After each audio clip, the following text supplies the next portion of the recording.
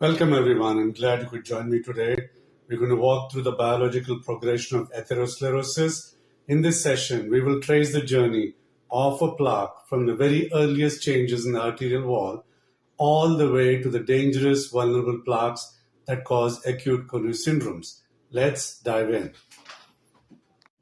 Atherosclerosis is the leading cause of death worldwide. But here is a fascinating and terrifying part. This disease develops silently over the decades. A patient may feel perfectly fine while lipid-rich gruel quietly builds up in the coronary arteries. Then, in an instant, a plaque ruptures, causing a massive heart attack. How exactly do we get from a healthy artery to a sudden life-threatening event? It begins in the intima, the innermost layer of the artery. Sometimes the intima thickens as a normal physiological adaptation to the mechanical stress of blood flow. We call this adaptive intimal thickening, but atherosclerosis is different. It is a pathological chronic inflammatory disease. The key difference? Lipid retention. When lipids get trapped in the arterial wall, that normal adaptation crosses the line into dangerous inflammatory atherosclerosis. To clean up this toxic oxidized LDL, the immune system sends in monocytes which turn to macrophages. These macrophages use special scavenger receptors to consume the oxidized LDL, but they don't know when to stop. They gorge themselves on so much lipid that they transform into bloated, lipid-laden foam cells. These foam cells gather together, forming the first visible sign of the disease, the fatty streak. As inflammation continues, the artery tries to heal and isolate the damage. Vascular smooth muscle cells migrate from the deeper medial layer up into the intima. Once there, they proliferate and produce extracellular matrix proteins like collagen. This creates a fibrous cap over the accumulated lipids and foam cells.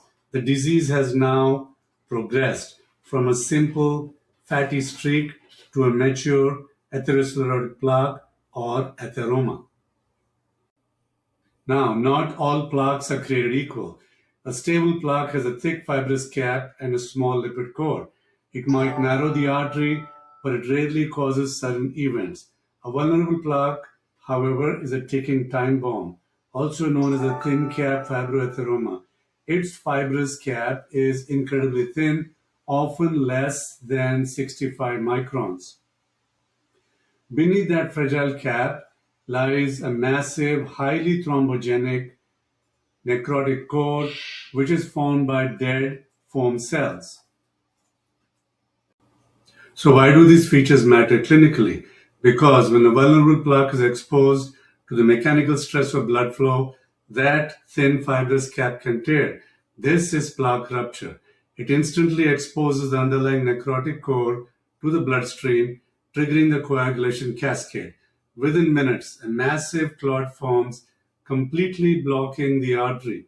By understanding this progression from endothelial injury to plaque rupture, we can better identify at-risk patients and intervene before tragedy strikes. Atherosclerosis develops silently over the decades, yet it can trigger a life-threatening heart attack in an instant. The process starts with endothelial dysfunction. When the artery lining is injured, LDL cholesterol slips into the subendothelial space and becomes oxidized. This oxidized LDL is highly inflammatory.